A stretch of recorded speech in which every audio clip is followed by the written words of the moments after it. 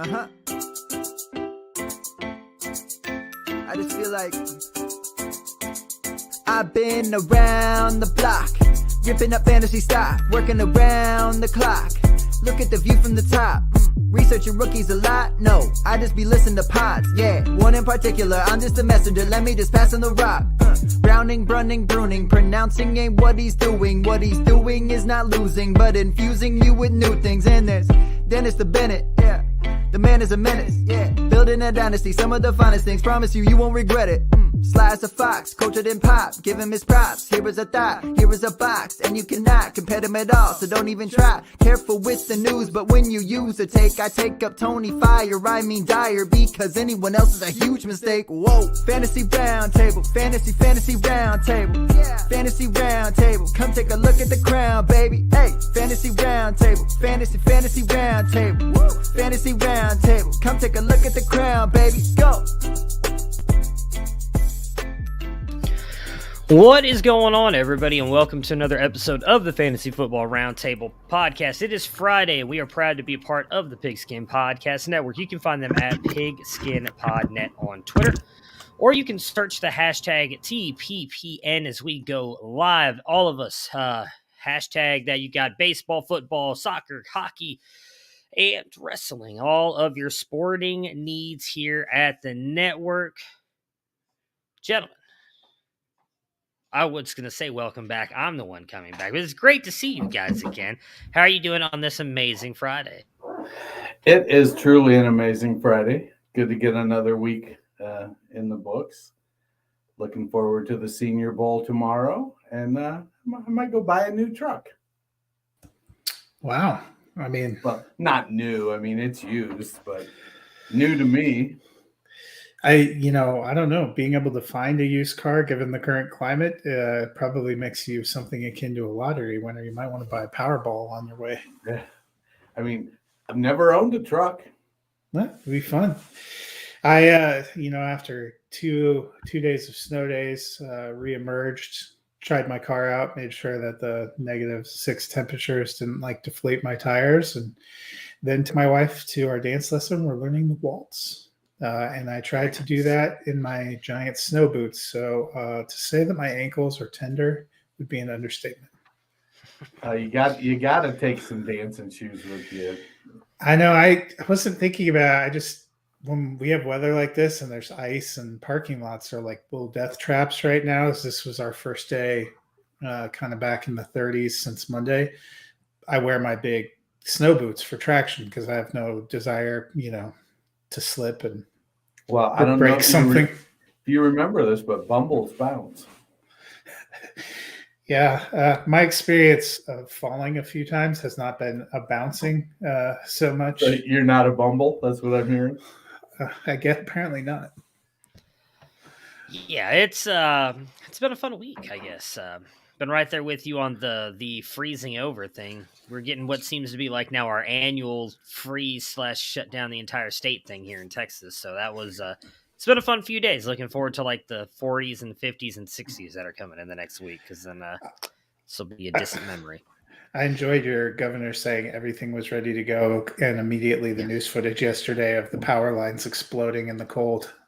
Yeah, that's because he was on his way. He meant everything is ready to go, as in him and taking his family out of town like he does every year when Texas just him and Ted Cruz. Never here. Yeah. So, but that's we don't want to dive into politics here. So for today's show, we are going to jump into some NFL news. We will discuss some of the Senior Bowl, and then we are finally, I promise you guys, we're going to get to more of these QB profiles. I'm not putting it off any longer. It's going to be like Matt Damon on the Jimmy Kimmel show. Yes, pretty much, yeah. We're going to ran out of time. The question was whether you were going to get Kirk Herbstreit on Debbie Debate or whether we were going to get these QB profiles. I was excited. I actually tuned in Wednesday to see if they were finally going to be able to get Kirk on, and they did not. But I promise we are not going to do that. We are going to get to those QB profiles. Let's start with the news that did officially now from the legend, the GOAT himself, announced, I believe it was on Tuesday, Tom Brady has officially retired. He is done with the NFL. Matt, I mean, what I know we talked a little bit about this because there were the rumors, and I believe Adam Schefter had tweeted some stuff, but what does this mean for Tom Brady? Yeah, it was ironic because we were talking about it on Monday night when he was doing his radio show, and he pops on the radio and show and says, "I appreciate people wanting to know, but I'm taking it one I'm nowhere near making this decision." And less than 12 hours later, he has like a 25-page Instagram. I'm sure he wrote that overnight, just threw some thoughts together. Right. I still think he's the greatest quarterback ever. It was interesting in his initial post, he didn't really say anything about the Patriots, but Bill Belichick, among many people that have said great things about him. There is some conjecture now that he's actually going to sign a one-day contract and retire as a Patriot. That could be interesting. It's hard to imagine not having him in the NFL. It's going to be interesting to see too, especially I'm still 50-50 about whether I think Rodgers goes. If you saw him, Roethlisberger and Rodgers all go in the same offseason, that's a pretty big change in the quarterback landscape. I mean, the landscape has been altered quite a lot with Jackson and Mahomes and Allen and Herbert all coming in. There's a lot of guys that are pushing them out isn't the right word. But, I mean, dudes are 38, 39, 67 years old in Brady's instance. I mean, he seemed like he had something left in the tank, was definitely in a good situation. But I get it. I mean, you want to spend more time with your family. You've got business interests that are going well. You're becoming, you're doing a podcast. You've been involved in media virtually your whole career. Him and Jim Gray, that they've done a show on like Westwood One or something, this halftime show for what seems like forever. So he's been cultivating a media presence for virtually his whole career. So I get it. Sometimes, when it's time, you want to go on your terms. You want to make the decision yourself. I guess when it broke, I don't know why you had to, get cute with it. All right, you got me. Somebody leaked it. Yeah, I'm going. When I get caught with my hand in the cookie jar, I'm not like smashing the cookie jar and going, "What cookie jar? See my hand? There's nothing on my hand." I mean, I get it from his point of perspective. I mean, that's ethics aside on all the discussion between Adam Schefter and how all that came about. And I know a lot of people have been kind of crapping on him because he did the same thing to Andrew Luck. That's one of those things where I feel like when a player wants to announce their retirement, unless they've explicitly told you, "Hey, go ahead and announce my retirement," that should be something for the players. And I don't I'll be honest, I don't love that Schefter did that. I get it. It's the woke Twitter culture as well, right? You got to be first on every single player. But You got to be first here's here. the deal, You gotta be first though. there. Brady, I don't think Brady told Schefter. Schefter did his job and found out. And people want to be pissed at Schefter for doing his job. I think, the world's not black and white. There's gray everywhere. I think Adam Schefter stepped a lot in gray right there. I don't think, personally, I just find it interesting that there's a whole lot of other players that are able to retire and nobody ever reports it.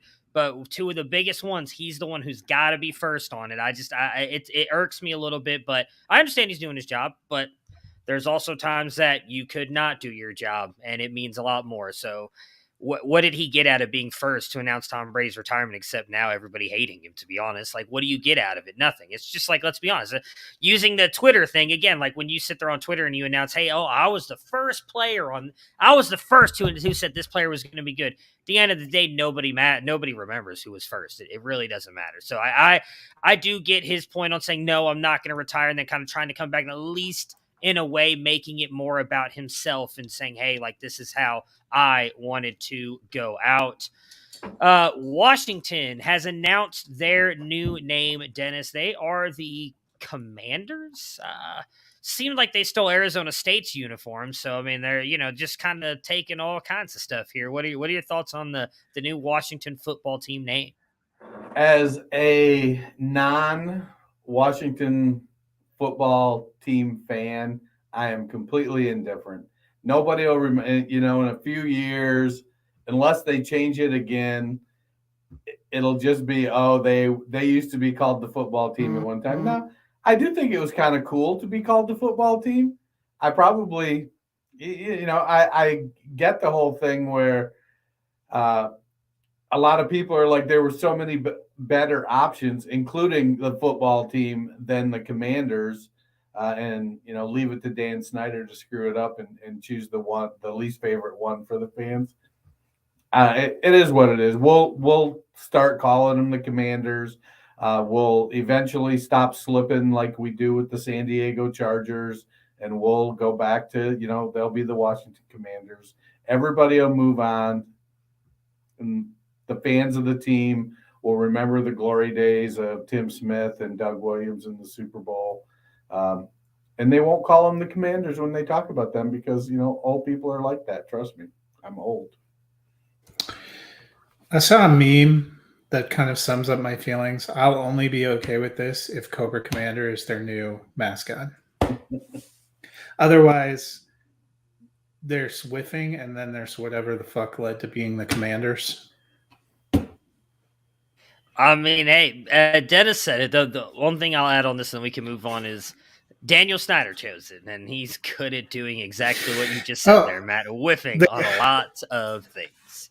They also but ruined their own announcement by putting up the Commanders banner in the team store the night. Yeah, I saw that, yeah. But you also know that Snyder now walks around wanting to be called the Supreme Commander. I think he already did that. Yeah. Have you not read the emails? There's a lot of things people have asked him to be called. That's what's led to a lot of the issues there. Brian Flores has submitted a lawsuit against the NFL. I'll keep this short and sweet. If you guys have not listened to Debbie Debate, check that out. Both friends of mine, Austin Nace and Felix Sharp, are actual lawyers, and they do a lot of stuff, and not necessarily in this field, although Felix has. They go very in-depth about what this means. It's like the first 15 minutes of the show. Even if you don't want to listen to the whole show, listen to that first 15 minutes because it is very, very informative. But I will say that I do think at the end of the day, I'm going to end up agreeing with Austin, and I think this is something that needs to happen. I hate that it's Brian Flores who kind of has to fall on the sword for this because I think he's obviously going to be ostracized and probably never be able to get a job again in the NFL because he's suing the NFL. I do believe he got fired unfairly out of Miami because he did more than I think anybody expected him to. But at the end of the day, I think it's fair to say we've known that the Rooney Rule has kind of been a joke for a while now. I don't know that anything's going to change by him doing this, and that's the bad part about this. I really don't know that anything changes. I hope I'm wrong, but I don't know that anything changes. So a journey of 1,000 miles starts with just one step, and I think the Rooney Rule was the start. And do I believe that many teams violated the spirit of the Rooney Rule? Yes, I do. And I think that's what got Brian Flores to the point where he's at, where he's saying, look, man, this is complete and utter bullshit. I did what I was supposed to do. You asked me to compromise my principles, and I said no, and now you decide to fire me. Were there issues with him and relationships with his coaches? It seems that there was. What that was about, I don't really know. But the team played for him, and from most responses I've seen from players, they generally like playing for him. Do I think he'll get back into the NFL as a coach? I don't know. Right now, honestly, I'd say it's a coin flip. I don't think it's something that happens in the next year or two. But you also know that colleges are fairly liberal places, and he can probably get himself a nice college job should he decide to go that route. And a school, does anybody think Deion Sanders was necessarily qualified to be a head coach? He didn't coach. I mean, maybe he's good at it. Maybe it's something he's always wanted to do. And I'm sure he's put in the time. But ultimately, I think Deion is kind of a CEO kind of coach. I think Flores could land somewhere like an HBCU and bring a really high profile to it like Deion Sanders did. It's he could end up in just about, any number of schools and have a successful career and work his way back to the NFL. I don't know that it's going to happen overnight, like I said, or the next couple of years, but at some point, it's going to be hard to keep him out forever.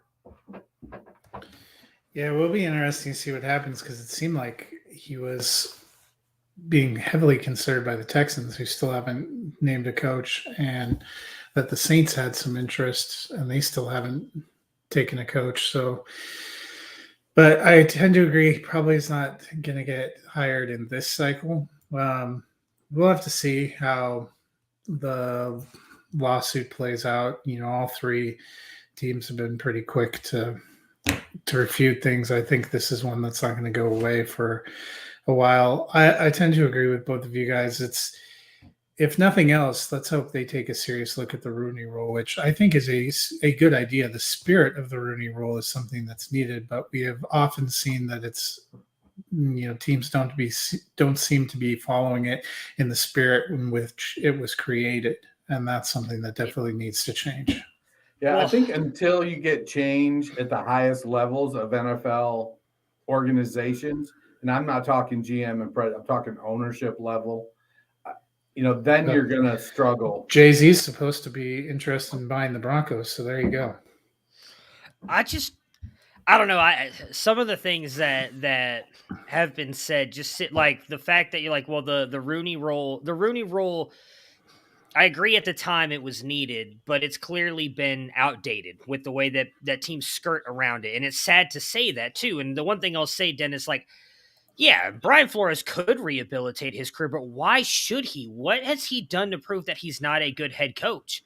When we see retreads, and let's just be honest, retreads of white coaches who have done absolutely nothing in the NFL continue to get jobs. I mean, the guy that a lot of people talk about possibly joining his suit, Jim Caldwell, he was with your Lions, took him to the playoffs 2 out of the 4 years he was a coach, has gotten fired for no reason whatsoever to bring in Matt Patricia, who then completely tanked the franchise, and now they're trying to rebuild it back up. And Jim Caldwell's never gotten a job again. What did he do wrong? Like, I think that's my biggest issue with stuff like, in my opinion, and maybe it was the coaching thing. You are right. I kind of forgot about that part. There were a lot of rumors that he was not getting along with his coaching staff. And if that is what led to the firing, okay, I guess that makes sense. Not really, but whatever. If that's your reasoning behind it, it's just, there's certain things that I can't think of what the word is that I want to use here, but starts with the C, I can't think of it now. I'm completely lost. But clam bake. Cardinal when you do something, but then someone else does it, and it's like you say don't do something, but then I turn around and I do the same thing. Like, you know what I'm talking about? I can't think of what it is. Not a copycat? No, not copycat. There's like a really fancy word for it, and I forgot what it is now. I can't think. My brain's still all like messed up. 4 syllables sounds like movie. Anyways, we'll just move on. Regardless, there's a lot of things that happen in the NFL that make no sense that other people get away with that some people can't. It's just it's frustrating from a fan point to see that we're still at times it feels like stuck in like the 1950s when it comes to the NFL. We do have some new head coaching hires. Matt, Kevin O'Connell was hired on by the Vikings. What are your thoughts about him to the Vikings? Yeah, and he hasn't. Thank you, Kyle. It was not a C word, so that's probably so that's where you messed up. There is a C in there. That's where I was getting the C. But thank you, Kyle. Yes, there's a lot of hypocritical shit going on in the NFL. Well, that was a clusterfuck. That's what that was. Those are my bad. That is the audio that we should clip and just use in all of our promotional material.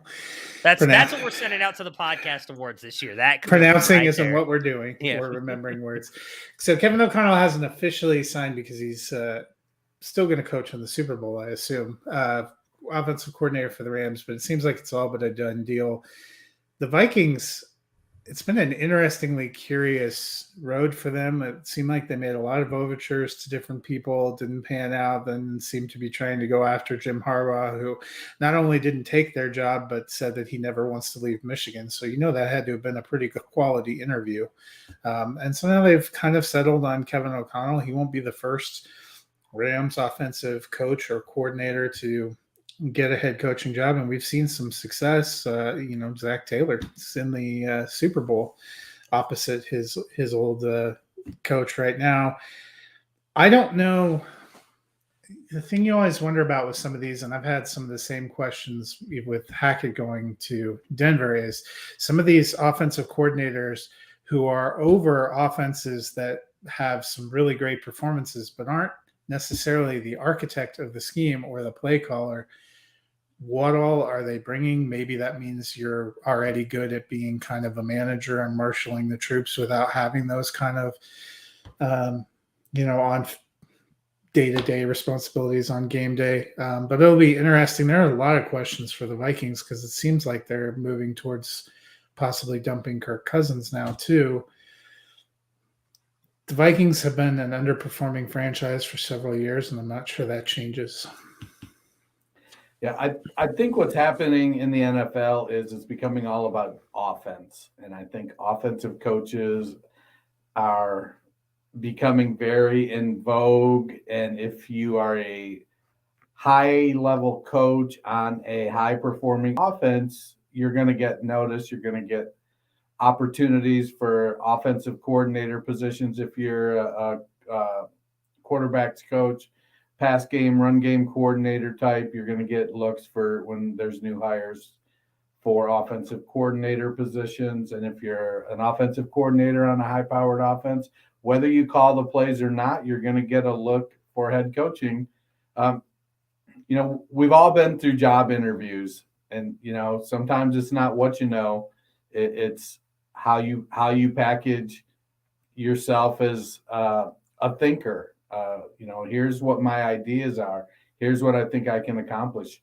Here's how I relate to people. Here's how I relate to men. This is my management style. I get nervous when we have first-time head coaches say, I'm going to call plays too. I don't know that O'Connell has said that. I feel like there was like at least one head coach said that's what they were going to do. Hackett, yeah. So I feel like that's something that maybe you don't take when you're a first-time head coach. You let somebody else do that. But O'Connell played quarterback in the league for a number of years. He's coached the quarterback position, so he's been very involved in he was QB coach in Cleveland and Washington, and now for the Rams. So he's definitely had opportunity to work with some good quarterbacks. We'll see what happens. How he fills out his staff. I don't know if I'm going to jettison Kirk though. I mean, I think he's been performing well lately, and when you've got Justin Jefferson and Dalvin Cook and Adam Thielen, are you turning to Kellen Mond? What are you going to do? It's a terrible year to try and get. I don't think any of the free agents are necessarily better than Kirk, and none of the rookies at this point I don't think are either. So I don't know that I'd be getting rid of Kirk.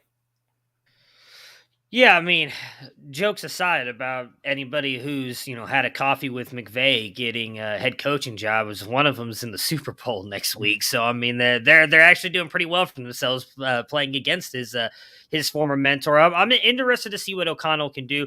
I kind of thought they were going to go some kind of offensive guy to begin with. After having Zimmer there for so long, it seems like teams typically go the other way of the previous head coach. And I'm kind of with Dennis. I don't know that they get rid of Kirk Cousins, at least not this year. There's still a lot of money tied up in Kirk. He's been fine. A lot of people want to shit on Kirk Cousins, but he's been consistently like one of the top half quarterbacks in the NFL. And we can barely find 32 of them most years to start. So why you want to jettison a guy who's at least been as good as the top half is beyond me. I think he's going to be fine there for at least a year. We'll see what happens. I mean, O'Connell filling out his staff is going to be a big one. The other staff that is currently getting worked out is the Jacksonville Jaguars. Dennis, Doug Peterson returns to the coaching ranks. He is going to be the head coach of the Jaguars. A lot of people were kind of excited about this, which was interesting. I felt like his leave from the Eagles left a lot of sour taste in people. It felt like, to me at least, a lot of people soured on Doug Peterson last he was in the NFL. But yesterday when this news was announced, I saw nothing but a lot of people, everybody saying, hey, this is great for the Jags and great for Trevor Lawrence. Well, the way Carson Wentz melted down at the end there in Philadelphia, I could see Peterson kind of being, he tied himself to Wentz there, and Wentz kind of shit the bed at the end. He had really one really good year, and the rest of the time he had significant opportunities. I think that Peterson brings a lot of good experience. I think the way they went about getting to Peterson was just was horrendous. I do think that they probably should have jettisoned Balky and brought in Byron Leftwich. But I understand if you're a hands-off coach and you kind of like, maybe not hands-off coach, hands-off owner. So maybe Con likes Balky and the team's making money, even if they're not making playoffs. Mike Brown did that for 40 or 50 years. He seemed to, his concern was what's the bottom line. People can complain about me not winning a Super Bowl all they want, but I'm laughing all the way to the bank, and maybe that's Shad Khan's approach. So Peterson, I think the possibility that he can be really good for Trevor Lawrence is there. I think Lawrence brings more ability and skill to as a raw product compared to Wentz. So I feel like he's already ahead of Wentz in skill and ability when Wentz came in. So they've got Travis Etienne. They've got opportunities. They need to work on their offensive line. If James Robinson comes back and he can contribute, they're going to need to get somebody out there at wide receiver. But I like it. If Trevor Lawrence is coming out and giving it the let's go, not sure that, he's supposed to say anything else or that he would say anything else. But, he seemed to give it the seal of approval. And if it's okay with him, I guess it's okay with me. Yeah, the interesting thing is we saw Wentz go to kind of the team they handpicked to rehab him, and that didn't work out that well this year. They're mulling their options, but if he does stay, Doug Peterson gets to play him twice a year, so that ought to be kind of fun. I'm with you about Doug Peterson being hired there. Only came as a surprise to me because I don't remember them even talking about him being a serious candidate there. I kind of forgot he existed, I guess. And then all of a sudden it's like the Jags are hiring Doug Peterson. And I'm like, oh, interesting. So they need somebody. It's hard to imagine. Basically, Doug Peterson came in and said, yeah, I can work with this guy for a year or two till I get him fired. It's hard to imagine that anything could be worse for Jacksonville than what they had last year. So I would think anything was going to be a step up. It probably isn't a spot where they had a lot of top candidates wanting to go. I think they've already seen a couple of guys who told them no. So may not have had a lot of options. Yeah, I mean, I think for Lawrence, this is probably a good thing. We did see him at least help develop Carson Wentz. I mean, he realistically helped Nick Foles did as well, lead them to a Super Bowl and win a Super Bowl. So you've got that going for him. I will say, I do feel like the Jags fumbled this a little bit by not having Byron Leftwich come be the head coach. Former Jag, great offensive mind. That just felt like the perfect fit. But I'm interested to see what this means for Doug Peterson and the team. And as you mentioned, they do definitely have some weapons. Go ahead. I think what I read was Leftwich told them no because he wouldn't work with Balky. I saw that he withdrew his name at like the final hour before they announced Doug Peterson. I don't know if that was like he withdrew his name because he knew he wasn't going to get it kind of thing. Like they allowed to use it in recruiting circles. Like a player has an offer and then he declines the offer, even though the school already pulled it away, but they're like allowing the player to say, no, I said no to you, to kind of save face with the player, if that makes sense. So no, it's been widely reported that Leftwich said, I want you to hire Adrian Wilson as the general manager because I won't work with Balky. Oh, okay. Well, good for him. Good for him then. But we'll see what happens with Peterson. I mean, he has been known to help develop quarterbacks, so it should be a good thing for Trevor Lawrence. And I'm interested to see, I guess, what Balky does around him, because that's going to be the big thing.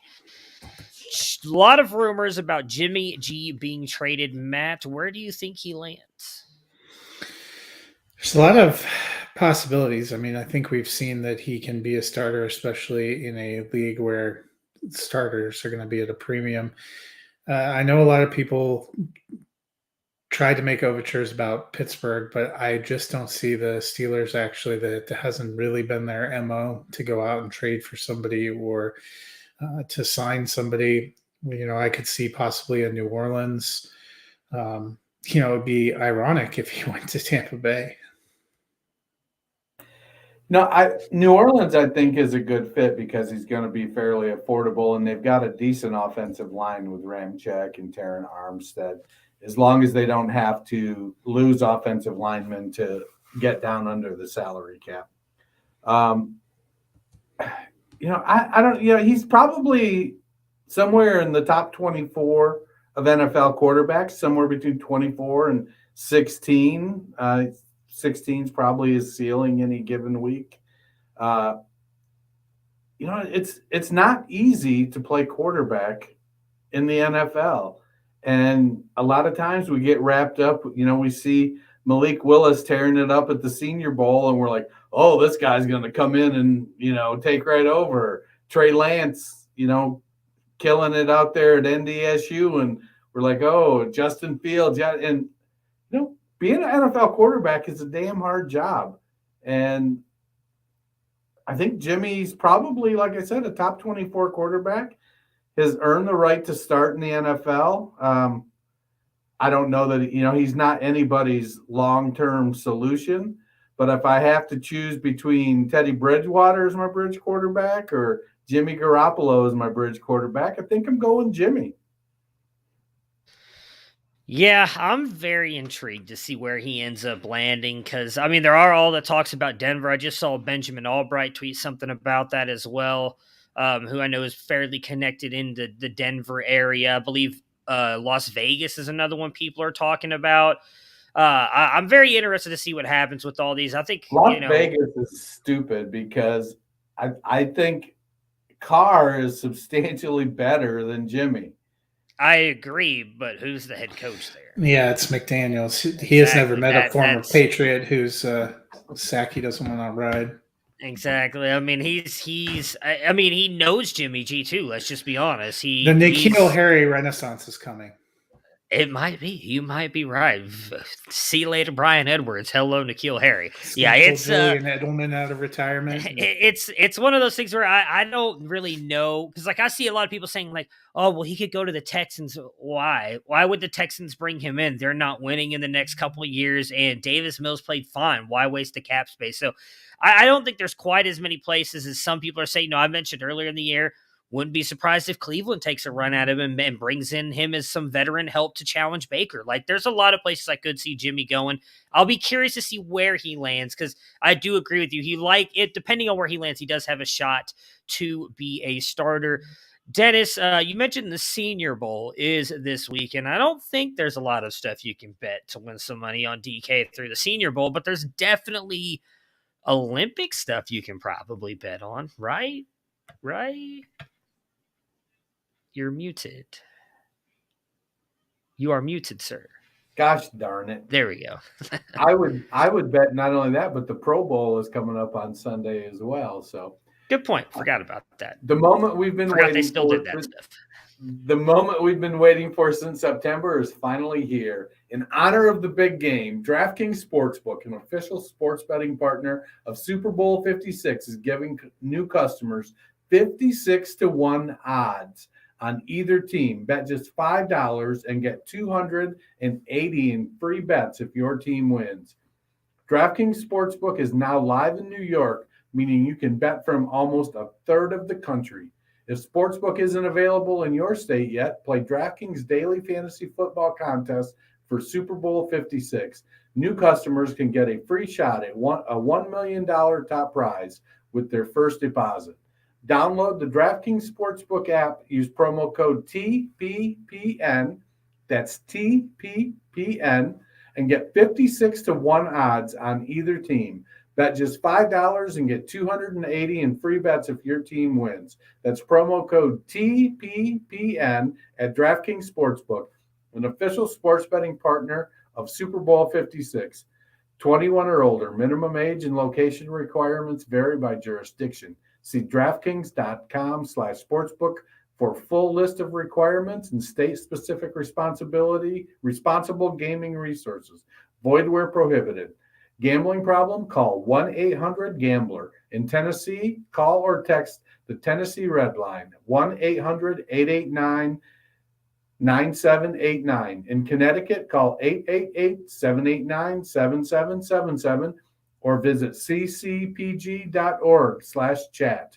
In New York, call 877-467-369 or text HOPE New York, HOPENY. That is not how I read that, so I'm glad you did it, because We need to that add was going to be a few more bad. states. I'm sure a few more states have some helplines.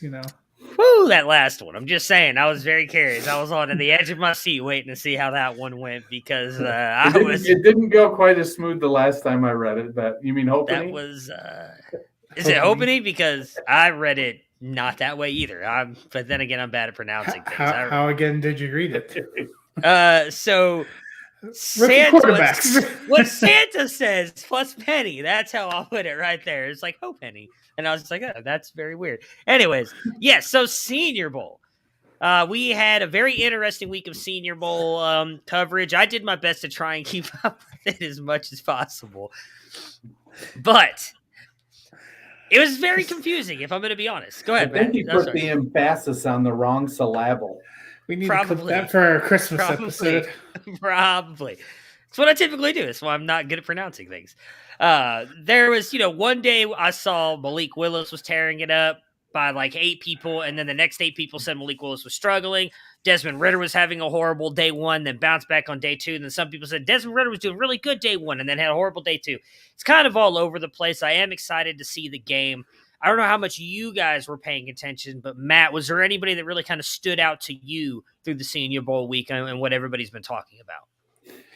No, I'll be curious to see the game. I mean, I feel like practice for the Senior Bowl is about the equivalent of training camp when there's QB battles. Your description of Desmond Ridder and Malik Willis analysis reminds me, it's giving me PTSD of Bridgewater and Drew Lock from the summer.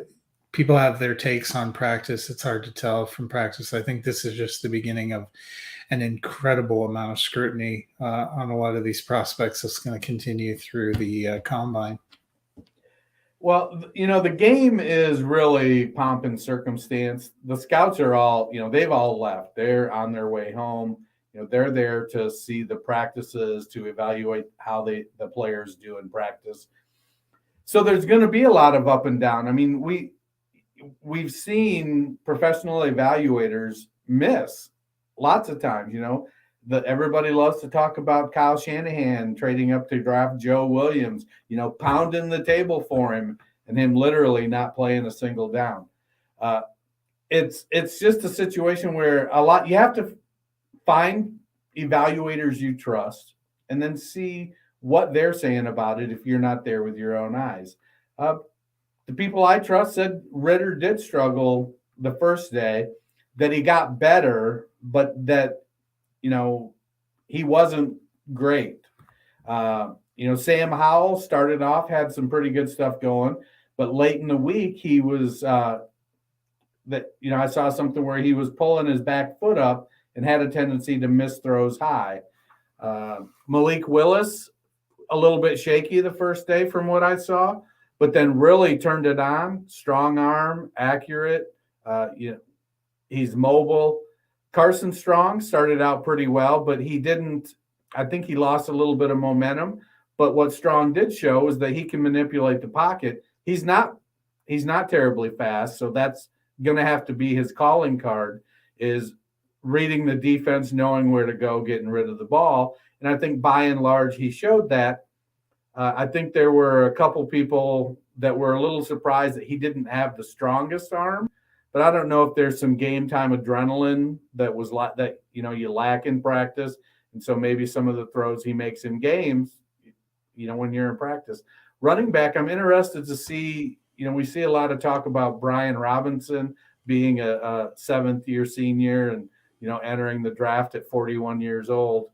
I feel like, I don't really do comps, but he kind of reminds me of someone like Chris Carson. He doesn't have long speed. He's really good he's going to find his way on the field because he can protect the quarterback. He's going to get what's blocked and maybe a little bit more. he isn't going to turn 10-yard runs into 70-yard runs, but he might turn 4-yard runs into 6 or 7-yard runs. So I think there's definitely a place for Robinson. And as a fantasy guy, I'm kind of a hashtag 2 to 3 year window on running backs. So if he comes in at 23, 24 years old, it doesn't really matter to me that his window is from 23 to 25 versus 21 to 24. 2 to 3 years is 2 to 3 years. It's also interesting to me, like they picked the staffs from Detroit and the Jets to coach the Senior Bowl. Detroit doesn't even have an offense or a defensive coordinator, so they have like position coaches out there running squads. They did that on purpose. Sorry, yeah, they but Detroit fired their offensive coordinator, right? And their defensive coordinator's gone, so they have. The way they say it's what they call it is up and coming coaches. So they actually are choosing coaches that they want people like to get experience and all stuff like that. So that like I believe they're there, but they're not actually like doing any like Dan Campbell. Why I can't remember the Jets head coach for the life of me now for some reason is ridiculous. Saleh, but Robert Saleh. There we go. Yeah, like I believe they're there in Mobile, but it's like their staffs are doing everything. It's a new thing that the Senior Bowl is doing, which I think is actually kind of cool. But yeah, I'm kind of like out on the quarterbacks altogether. If I'm being honest, I just the more and more I look at them, the more and more I'm thinking we were all kind of right in saying that this class is like it's okay, but it's not last year. It's not. So you're thinking Jimmy G's looking better and better. He's looking better and better every single day. I think at least 3 will go in the first round because those guys, they're going to get inflated because of their value. But I don't know that any of them are, if we're going fantasy perspective, I don't know that any of them are ever like realistically set in stone QB1s for multiple years. I think they're all at best probably QB2 upside. If I'm being honest, I mean, Malik Willis is obviously exciting, but he's still raw. I don't care what everybody's saying about him in Mobile. That's great. He can throw it through the wind and through a torrential downpour. He showed me 3 years in college as a starter because he couldn't even beat out Bo Nix at Auburn, which I will say may be fair, unfair, because we also saw Kirby Smart choose Jake Fromm over Justin Fields. So maybe that was a coaching thing. Regardless, he's very raw. He sees one side of the field, which I did hear people talking about in Mobile. If you eliminate half the field, he's really good. Well, you kind of need the whole field last I checked to win in the NFL. So he's still raw. There's things that you need to develop on. Carson Strong, we thought, Dennis just mentioned it, we thought him coming in, he had the strongest arm. Well, that may not have proved to be exactly the case, but hey, he showed some more pocket mobility. Sam Howell, I thought, had the safest floor and a pretty high ceiling. And then word is he struggled a lot out there in certain things. So I don't think there's going to be a consensus on any of these guys. I'm very intrigued to see how the NFL values them. I mentioned before the draft, Abram Smith and Calvin Austin were 2 guys that I was really high on. I mean, from everything I saw, Abram Smith did pretty good down there. Calvin Austin, unfortunately, weighed in. If he makes the NFL, he's going to be the smallest wide receiver in the NFL. That kind of sucks because from everything I heard, his speed was like electric, which makes sense. I mean, he won a ton of awards as a sprinter in high school and college. So it's going to be interesting. Agile. They move on the wind pretty well. Feathers. Yeah. So yeah, and was it Christian Watkins or Watson? Yeah, from North Dakota. Is apparently I just saw that he got the award for best receiver at the Senior Bowl. So he's the guy I think is going to be the Terry McLaurin this year that gets that super high. Rides that Senior Bowl buzz and probably gets drafted fairly. I've seen a lot of people saying he deserves to be like a top 150 player. So if that's the case, I'll be honest, I have not dove into him too much to know. So I'm very intrigued, though, to look at that. Speaking of quarterbacks, let's talk a little bit about our quarterback profiles. So we were going to get to them. Do we want me to go first, or I'll go first? Anybody? Okay, go ahead. I don't even know who you're doing. I have Matt Corral. Matt Corral, possible QB1. Possible QB1. He had a pretty decent college career. He had 2 really good years to end at Ole Miss. He was 70.9% as a junior, threw for 29 TDs, 14 INTs in 10 games. 13 games in this, or I guess he was technically a sophomore, even though it was his third year. As a fourth-year junior, I still don't understand how college eligibility works. He threw for 67.7%, had 20 touchdowns, only 5 interceptions.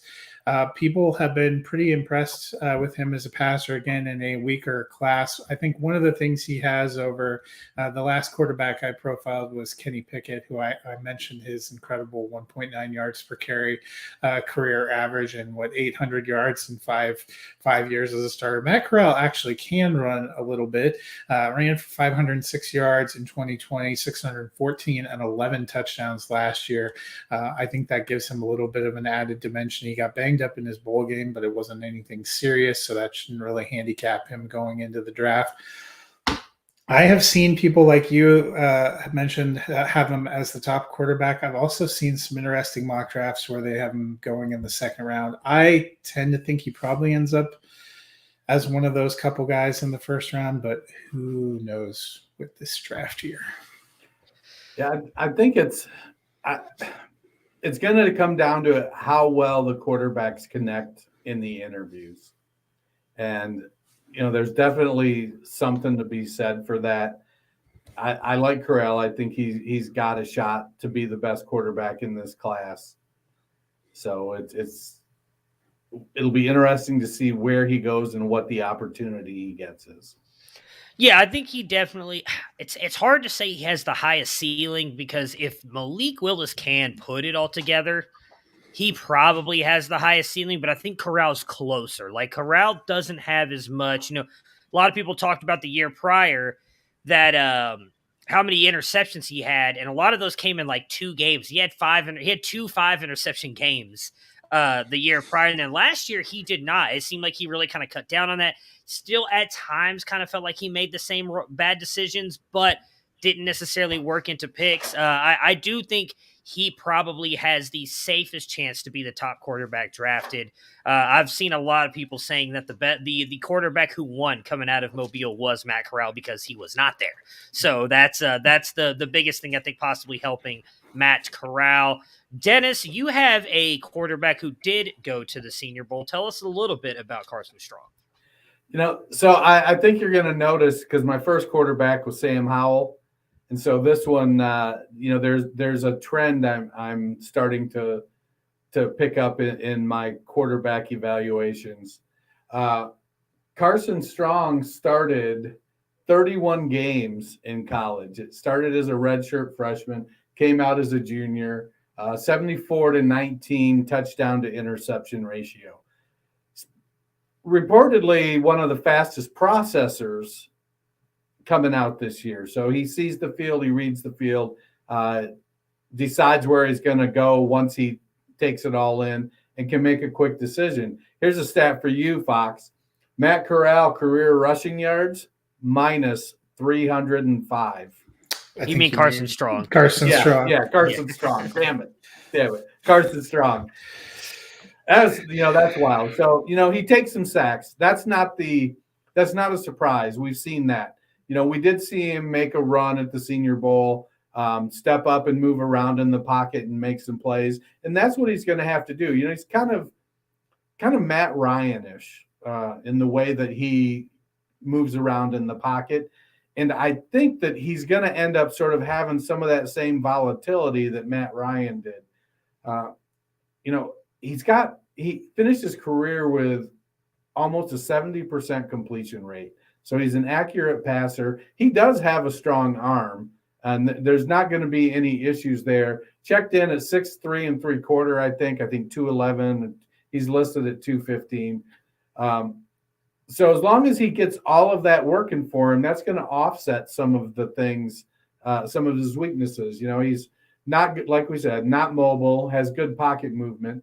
There's been reports he's got some desicrins or something or other, arthritic condition in his hip that's led to something that's allegedly under control. I did see a couple videos of him playing basketball when he was in high school, good floor, up and down the floor, jumping, dunking, whatnot.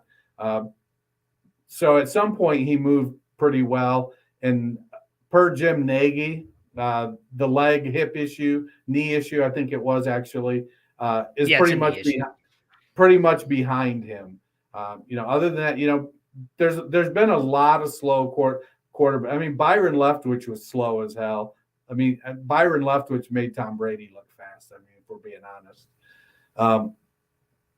So, one of the downsides, he did play some weaker competition. I guess, again, I don't try to comp initially, but he sort of remind me of a little bit of a bigger arm Matt Ryan. And if he can start to produce like Ryan did, Ryan had fantasy finishes in the last few years. So he was QB 20 this year, but then he was QB 13, QB 9, QB 3, QB 15, QB 2, QB 19, QB 5, QB 10, QB 6. I don't know if Carson Strong has a QB 2 or QB 3 in him, but I could see him getting up in there in the 6 or 7s if he's on a team that is balanced. He has good protection, is able to throw the ball. Yeah, Carson Strong is going to be the intriguing quarterback for me because I do think, what you mentioned, Dennis, is the biggest thing, his ability to read defenses. If you watch, you can see him. Rarely do you see quarterbacks in college kind of changing calls at the line of scrimmage, calling out the Mike linebacker, changing things. Carson Strong does do that. So I think he knows how to. Very often do you see him throw into the blitz knowing, hey, the blitz is coming from this side. That's where my wide receiver is going to be. And I think that is big for the NFL. But we've also seen the past couple of years the NFL really move toward those guys who are mobile. While he showed us a little bit more mobility in Mobile than we have seen at times on film, I do think he is the closest to being like Matt Ryan is almost a statue in the pocket than anybody else in this class. So I'm very curious to see where the NFL values him. He could still be a steal in the second round. If he goes in the second round and ends up winning that job, I mean, I don't see why he can't be a starting quarterback. I know Felix is really big on him. He really loves himself some Carson Strong. I think he's got all the arm talent in the world. He feels to me like a Davis Mills kind of trajectory. Give me a third round pick on him. He slides into the third round, goes to a team that maybe doesn't have an opportunity, doesn't appear to have an opportunity, and so he just gets to go to work for 10 weeks or something before he gets thrust into a game. So, to me, that's kind of even if he doesn't play at all next year in the NFL, it's kind of like the ideal situation for Carson Strong. Yeah, I think a lot of these guys' ideal situations would be to not play next year. It's ideal for me if I could sign a contract with the NFL and not have to play as well. I agree. Throwing it out there, I'm available. As am I. I think we can just say, hey, I will take a couple $100,000 to sit on the bench and look pretty in a uniform. And my God, I think I will. I'm just trying to appeal to somebody. I'll stretch. I'll do stretches in front of whatever you need me to do. I'm good. I will get a chance to talk about Malik Willis, the star or not star of Mobile, depending on who you follow. He is a very intriguing quarterback to look at because you can see the intangibles. You can see everything that he can be. He can be an accurate passer. There are times that he will throw a ball with incredible touch right over a linebacker in pace to his wide receiver and then throws a ball that Matt Fox could complete right over the middle, and it's just wide left. He misses the broad side of the barn there. It's incredible. He has got all the arms. Thanks for making my NFL plug for me, though. No. Hey, that's what I'm saying. You're consistent. The throw you can make. That's what matters, right? They want the throws that you can make, not the ones you can't make. They don't need you to throw 60 yards as long as you can complete that one right over the middle. Hey, we saw it work for Jimmy G, right? Almost made it to a Super Bowl.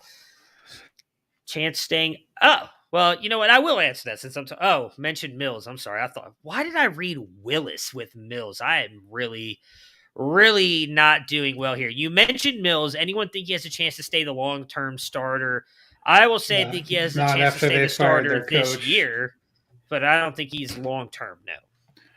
I think he has an opportunity to earn it, but it's going to depend on what do they do in free agency and what do they do in the draft. And he's not going to get a short leash because he doesn't have high draft capital. So he either produces or he's on the pine. I think it was a blow to his chances of even being the starter this year when they let go of David Culley. That is possible. Back to Malik Willis. So he has got a ton of arm strength. He can hit all three levels of the field fairly easily. In fact, those are probably some of his more impressive throws, is watching him go deep. Where I don't know what to think about him is when it comes to decision making and in the pocket. He tends to bail at times out of clean pockets, which I personally don't like. I understand that he can make those second reaction plays and those off script plays, off platform throws, and it's exciting. But if you go and you pull up his, which I mean, I shouldn't say it's not okay to scout highlights. Sometimes it is okay to watch highlights. Just understand that you're watching the best of the best. You're not seeing any negative. If you watch his highlights, you see a lot of him running around in the backfield at times for like 13, 14 seconds. That's not going to happen in the NFL. Even Patrick Mahomes, who's like the maestro magician of doing that, it's usually for like 4 to 6 seconds. You're not going to be able to scramble around for half a minute in the backfield in the NFL and then throw a 60-yard bomb for a touchdown. It's just not going to happen. I do think you kind of have to eliminate that for Malik Willis. He tries to do that a little bit too much at times. And I think we saw that bite Patrick Mahomes in the ass a little bit here in the second half of the Bengals game. That is where I think they need to work with Malik Willis, is get him to continue to make plays on script. It's okay to go off script and do that stuff at times, but that's not what you need to build your entire game around. I feel like he does that a little bit too much. We saw them talk about it a little bit in Mobile, and I do think you see a lot of it. Maybe this was part of Liberty and Hugh Freeze's play calling. There were a lot of times that they rolled him out to the right or the left, and that eliminates half the field, except for when Malik Willis looks at an open wide receiver, who so he thinks is open on the opposite side of the field, and decides to throw it across his body to the other side of the field. Now, we'll say, hey, props to him on his arm strength, because it gets there. In the NFL, that's going to be intercepted, because defenders are not going to leave wide receivers most of the time that wide open or not attack the ball the way that college players do, because let's also be awesome. Yes, let's also be awesome, because we are all awesome, but let's also be honest. Dennis mentioned Carson Strong was not playing the best competition. Neither was Malik Willis. And the two teams this year that he played that were I would say at least a tier above Liberty was Syracuse and Ole Miss, and both of those teams beat up on Malik Willis and did not make him look anything like we saw when he played the lesser competition and anything like what we saw in Mobile. So there are a lot of questions around him, but he does have a ton of upside. You know, we were just talking about the negative rushing yards for Carson Strong. Malik Willis, realistically, in 3 years or 2 years as a starter, because he was in the SEC with Auburn, he transferred before the transfer rules changed, where you're allowed to have the one free transfer and go to a team. So he had to sit a year after leaving Auburn, only started 2 years with Liberty, had 944 rushing yards and then 878 and then 27 touchdowns combined. He's a very good rusher. That is a big part of his game. I do think that's going to be successful at the NFL level. And then a 64% completion percentage last year, 61% this year. And I think that, again, just it talks to his accuracy. He's a very exciting prospect. From everything from the people I do trust that were in Mobile, they were saying that he's like very well put together. He's very thick. He's going to be a good kid. He was very good in his interviews. I am very excited to see where he goes. Because, for instance, a team like Pittsburgh, who seems to like him a lot, if they do trade up and grab him, I might believe more Malik Willis, because Pittsburgh's shown a track record of being able to develop players, not just wide receivers. They've just done a really good job of drafting players and developing them. I want to see where Malik Willis goes, but I do still think he's got things to work on. I don't think that he's going to start this year. I don't love that people comp him to Lamar Jackson, because I don't think he's Lamar. Lamar, as crazy as this is to say it, because I wasn't even as big a fan of Lamar passing, Lamar is a more accurate passer than Malik Willis is. Now, he doesn't have the arm, but he is a more accurate passer, and I think whatever team Malik goes to, they need to build around him the way that they did Lamar Jackson. So he's an intriguing prospect for me, and I'm very interested to see where he goes. I expect him to go in the first round, but I'm excited to see where he goes. Any thoughts, concerns? Yeah, I think he needs time. Hopefully he doesn't, and honestly, I hope he goes to a team where his skill set has some similarities to whoever is there. I mean, and unfortunately, you hate to see a situation, but if somebody signs Tyrod Taylor and drafts Malik Willis, Taylor has the mobility that Willis has. And so you can run the same type of game plan. Because if you have to go from, a quarterback like, I get it, Willis is great, but if the Falcons draft Malik Willis and then they're having to play Malik Willis in a Matt Ryan offense when he plays, I don't see that as being a great fit for him or for Matt Ryan to try to combine those two types of things. So some teams can really, make the conversion from one type to another, but the line plays different. The receivers play different. A lot of things have to change when you go switch back and forth between those two types of quarterbacks. Should we do running back profiles? We're at an hour. We'll do this live. No, we're not going to do it. All right, so that will do it for us today. Wait, before we get out of here, though, Dennis, we're in the offseason. Tell everybody a way that they can help improve their dynasty teams really quick. Well, one way I use is the Dynasty GM from dynastynerds.com. Do you want to dominate your dynasty league? The Dynasty GM from Dynasty Nerds is the tool you need to get the job done. It integrates seamlessly with your MFL, Sleeper, Flea Flicker, FFPC leagues. Use the league analyzer to identify your team's strengths and weaknesses. Use the trade calculator to put together league-winning deals.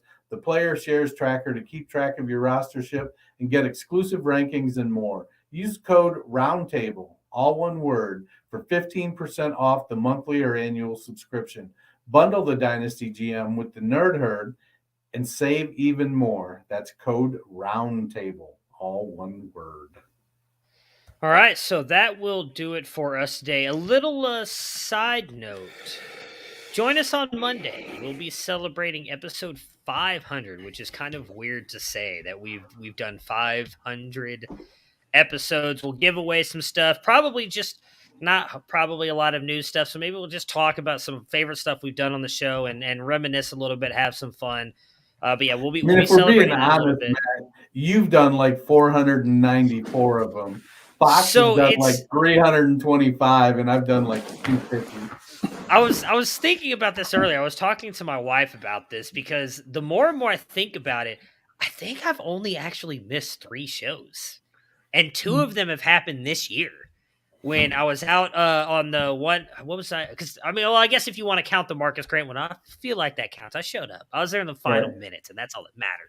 But I have, because every time for the most part, anytime I've taken a vacation, we've always recorded beforehand, and then I've just released them. So, it's a lot. It's a lot. It's crazy to think that it's like I went back and was listening. Whew, those first episodes were bad. Man, I didn't understand how having a good microphone mattered and all this stuff. And so it's definitely interesting, but it'll be a lot of fun to talk about that. So definitely join us on Monday as we'll discuss that. We'll tweet out some stuff about that as well. And everybody enjoy the weekend. Stay safe and warm, and we'll talk to you.